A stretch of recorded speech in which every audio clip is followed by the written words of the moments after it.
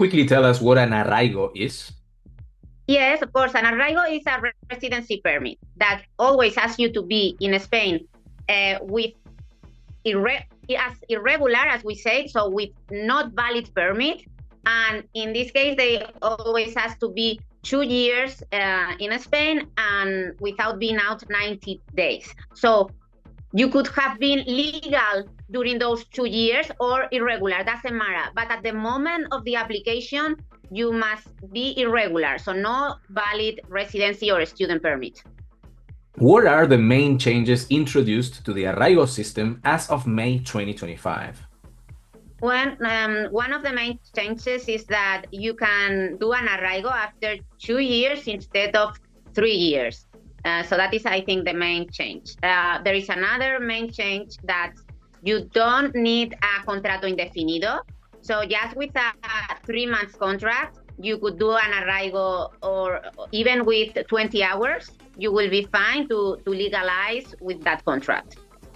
How does the reduction from 3 to 2 years of residence affect most Arraigo applications? Well, I think it's a very good fact because you get the residency or the chance to do the arraigo 1 year earlier, which is very, very important for the auxiliares de conversación and for the ones that are studying Spanish, because they can only renew one time. So after 2 years, they don't have many options. And this will be the main option, doing an arraigo. Can you explain the new second chance arraigo and who can benefit from it? Yes.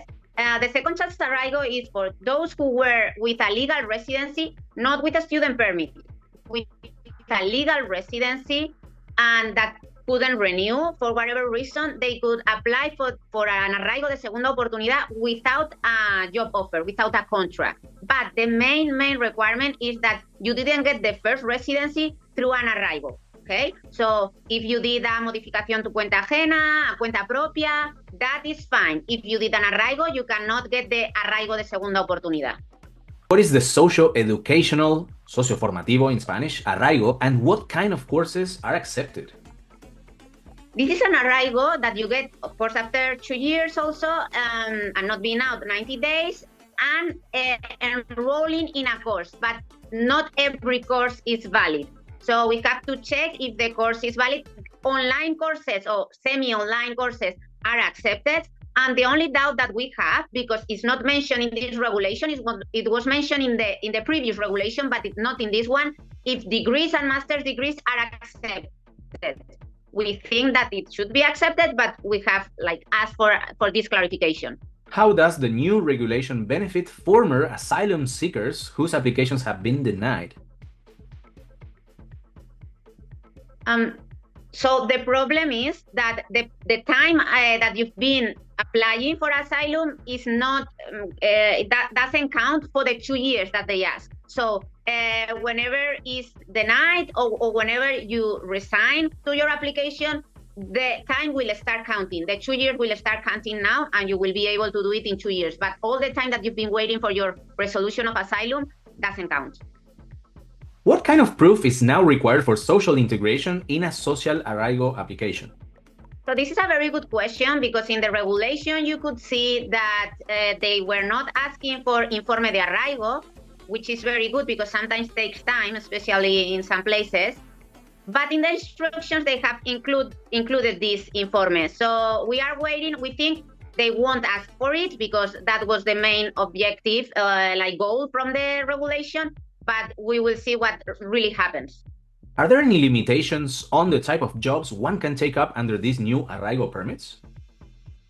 No, not really. Really, they are more flexible, okay? Even with the arraigo para la formación, you can work that before you couldn't work. You can work as a cuenta ajena, which is an employee. You can work as cuenta propia, which is like a freelancer. So, and you can get shorter jobs in order to get the arraigo approved. So I think in this sense, it's everything more flexible.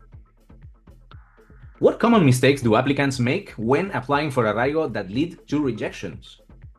I think the main mistake is applying if you are not irregular. Maybe your NIEX expired, but you are doing a renewal, then you are regular, okay? So you cannot do an arraigo.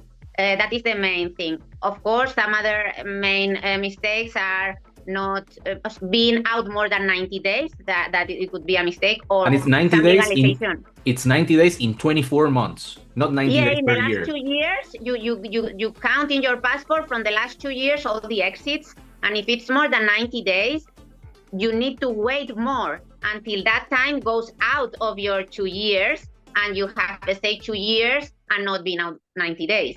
What advice would you give to someone unsure about what type of arraigo to apply for in 2025? So I really think that, like, in that case, it's good to see with a lawyer, because the lawyer will know all the residency permits, not only arraigos. Sometimes there are some other options like going out. Maybe it's quicker, maybe it's easier. So what I would say is that they really have to know all the options they have available and see what is the best one for them. If you're a language assistant or auxiliar de conversación and can no longer modify your student permit, could arraigo be an option to stay in Spain? Yes, that is the main solution. Remember that they cannot modify and they cannot renew. So after 2 years, the main option will be doing an arraigo.